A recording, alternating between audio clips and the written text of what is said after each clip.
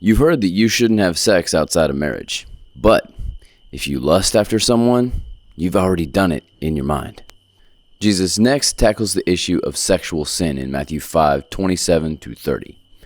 That was the MBTP, Mr. Bible Teacher paraphrase, to start us off. Sex is always a hot button issue in middle school and high school, and the question of how far is too far is always crazy to me.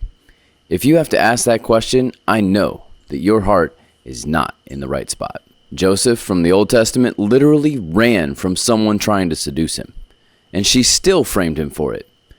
But you can go read that for yourself in Genesis 39. But back to Matthew 5:27-28, Jesus is referring to the Jewish law that says that you shouldn't have sex with somebody outside of the commitment of marriage. But he also recognizes that there are steps that happen before you reach that point. So he kind of warns you off. How far is too far? Run. This happens with many issues in the Bible that people refer to them as a gray issue. It just means that it's not exactly clear because there's no definitive command given. But the goal is to be more like Jesus in everything that we do. So here's how I think of a gray issue. We still know that God gives us specific principles to live by, but he gives us grace and freedom within our humanity and free will. So what we see as a gray issue is actually just a blurred line that God knows where it is and we do not, because we cannot determine it because of our humanity. So if you have a gray issue and you try to push that boundary to see how far is too far, you take a risk of tripping over that line without even knowing it. So once you cross that line, it becomes easier to do it again sometime. And then to continue to rationalize your behavior based on what you want rather than what is expected of you. So Jesus gives us a good measure to keep us away from that danger of the slippery slope of sexual sin. In verse 28, he says, even if you've lusted after someone, it's just like you've already committed the sin. In verses 29 and 30, Jesus takes it to an extreme by saying, if your eye causes you to sin, gouge it out. If your hand causes you to sin, cut it off.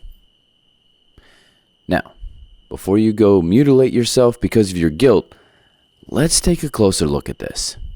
You have to remember our good Bible study principles of understanding the original audience and their context.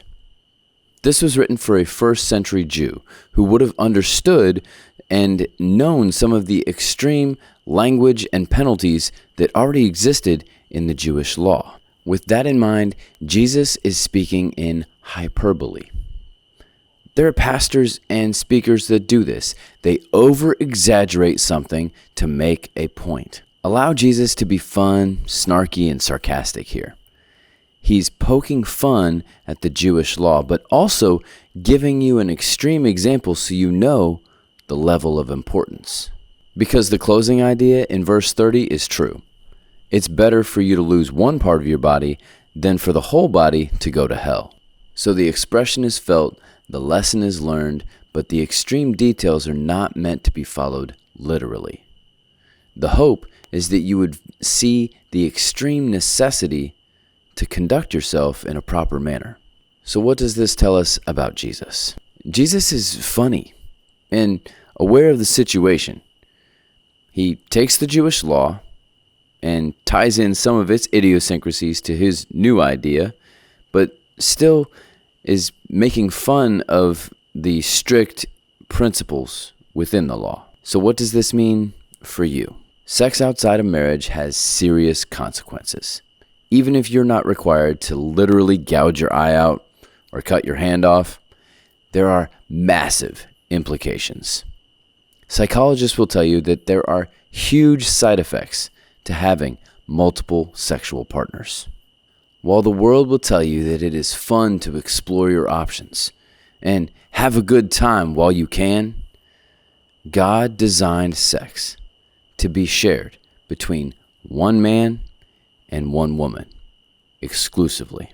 But needless to say, this is a problem for many people. So if you have an issue with sex, masturbation, or pornography, please seek help. There is an anonymous phone number that you can call at 1-800-477-8191. There's even an automated self-assessment so you can see if you have an issue. God created you for more.